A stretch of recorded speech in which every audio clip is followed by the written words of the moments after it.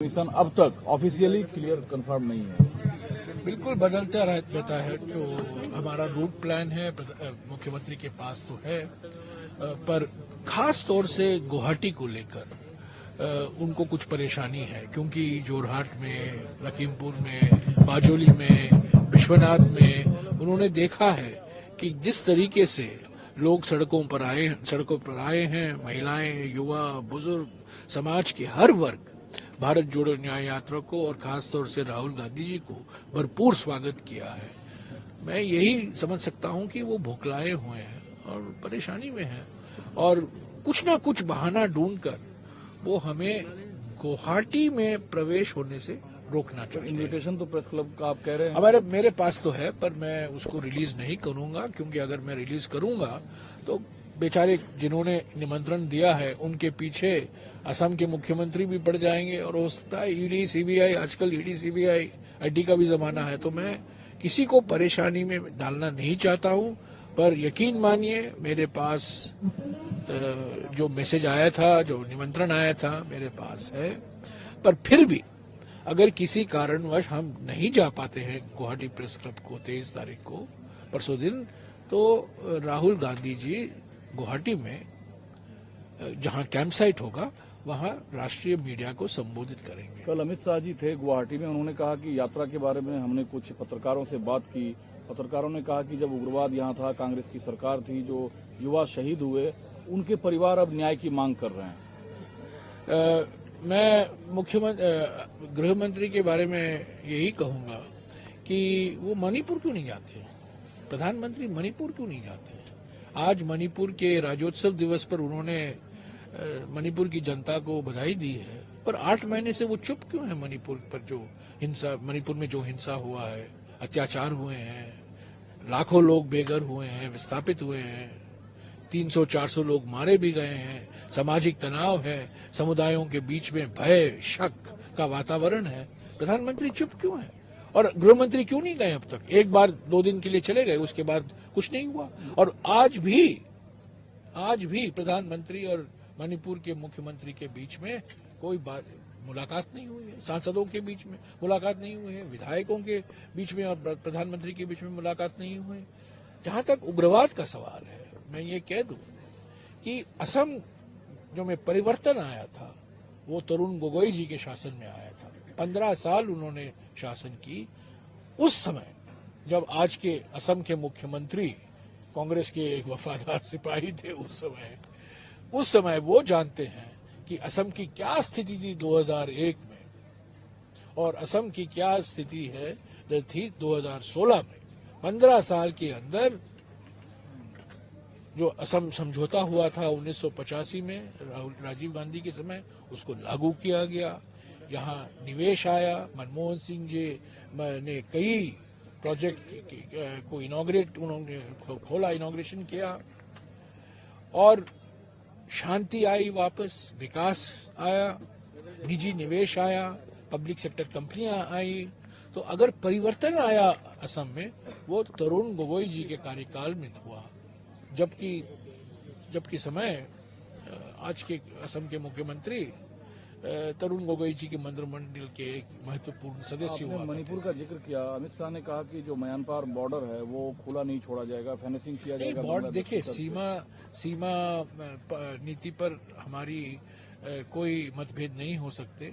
हमारी सीमाएं सुरक्षित होनी चाहिए, इसमें 2 राय नहीं है। पर हमारा यही सवाल है, प्रधानमंत्री मणिपुर के बारे में क्यों चुप है?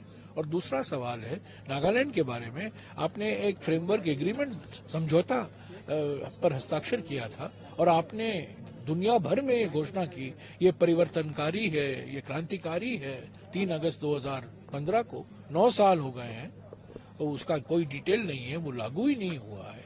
तो ये ऐलान करना हेडलाइन के लिए और जमीन पर हकीकत क्या है, वो बिल्कुल विपरीत है। सर, आखिरी हरदीप पुरी ने कहा है कि राम मंदिर के जश्न से कांग्रेस ने किनारा कर खुद के लिए नुकसान तय कर लिया है। हरदीप पुरी जो कुछ भी बोले, मैं हरदीप पुरी को जवाब नहीं दूंगा।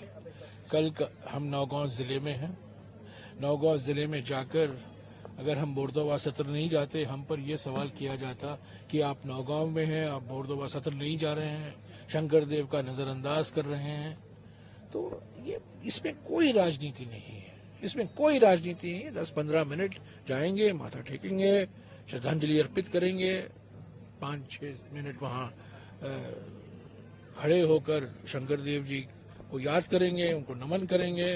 हमारे देश के एक बड़े महान धार्मिक गुरु हैं, एक सांस्कृतिक शख्सियत है, एक समाज सुधारक है और आज भी प्रेरणा के स्रोत है। उसी वक्त प्रधानमंत्री अयोध्या में होंगे। ठीक है, अहंकाराचार्य किसकी बात कर रहे हैं आप? मैं तो प्रधानमंत्री अहंकाराचार्य की बात कर रहे हैं। कल तो राजनीतिक है, ये तो देखिए उनका समारोह जो राजनीतिक है। ये भारत जोड़ो न्याय यात्रा, मैंने बार बार कहा, ये चुनावी नहीं है, ये एक वैचारिक यात्रा है, ये तोड़ फोड़ की यात्रा नहीं है, ये जोड़ने की यात्रा है, बेचने। गुवाहाटी इतना चर्चा में एकाएक क्यों आ गया? क्या प्रेस क्लब से परमिशन आप लोगों को नहीं है तो आप लोग क्यों नहीं जा रहे हैं? बचाव की मुद्रा में क्यों आ गए? सबसे कहाँ बचाव के मुद्दा में आया? सीएम का साथ हमने 93 से 2015 तक एक साथ पॉलिटिक्स किया। आज सुबह सीएम ने बोला कि कल हम लोग उपवास रहना चाहिए। मैंने ऐलान कर दिया कि कल हम शंकरदेव का जन्म स्थान जा रहा है, ये हमारा परंपरा है। जब तक स्थान जाने का है, स्थान जाके जब तक हम लोग माथा नहीं टिकेगा तब तक हम लोग उपवास रहता है। हम रहेगा उपवास शंकरदेव स्थान में जाए, जब तक जाके माथा नहीं टिकेगा हम उपवास में शंकरदेव स्थान में जाएगा। ये कहाँ से? तो आपने कहा दूसरी बात सुनिए, दूसरी बात सीएम 93 में जब कॉटन कॉलेज का जीएस था, मैं डिब्रूगढ़ यूनिवर्सिटी का जीएस था, वो जब कांग्रेस में ज्वाइन किया वही दिन में ज्वाइन किया। He was General Secretary Assam Pradesh Youth Congress. Same day I became General Secretary Assam Pradesh Youth Congress. He was Secretary Assam Pradesh Congress Committee. Same day I became. तो एक साथ था ना। मिजोरम में मैं सेक्रेटरी था, he was observer. Tripura में I was Secretary of Congress AICC, he was observer from AICC. We worked together. तो उसने बोला आप उपवास रहो, मैंने बोला जब मैं शंकरदेव जन्म स्थान में जाके जब तक माथा नहीं टिकेगा तब तक उपवास में रहेगा। अभी आपको मैं क्या बोल रहा हूँ, आपको हम रास्ता भीख नहीं मांग रहे हैं, हम लॉ टूरने के लिए नहीं आ रहा है। जेपी नड्डा जी ने कुछ दिन पहले जिस रास्ता से प्रोसेसन किया था उस रास्ता से हम लोग जाएगा। लेकिन आपने खुद कहा कि आपकी खुद की इच्छा थी कि राहुल गांधी प्रेस क्लब जाएं, कोई नहीं, बड़ा नेता अब तक इन्विटेशन भी मिला नहीं, अभी हमने नहीं बोला। हमारा नेता जयराम रमेश जी ने बोला जब प्रेस क्लब में संकट जब क्या बोला बात कहा कौन सा कॉन्टेक्स्ट में है, बोला शंकरदेव स्थान को हम नहीं छोड़ सकते। सीएम का इतना नाराजगी है प्रेस क्लब जाना, हम तो प्रेस क्लब में हमने निमंत्रण स्वीकार किया था। इसने जयराम रमेश जी ने बोला जे शंकरदेव स्थान तो हम जाना पड़ेगा, मान लीजिए आपको थोड़ा तकलीफ है ज्यादा तो ठीक है, प्रेस क्लब के बारे में हम सोच सकते हैं। वो क्यों? प्रेस क्लब को हम जहां पे हमारा दोपहर को लॉन्च होगा वहां पे भी ऐसे हम संबोधित किया, राहुल जी संबोधित कर सकते हैं, क्योंकि प्रेस क्लब जाने से लगभग पूरा सिटी को कवर करना है।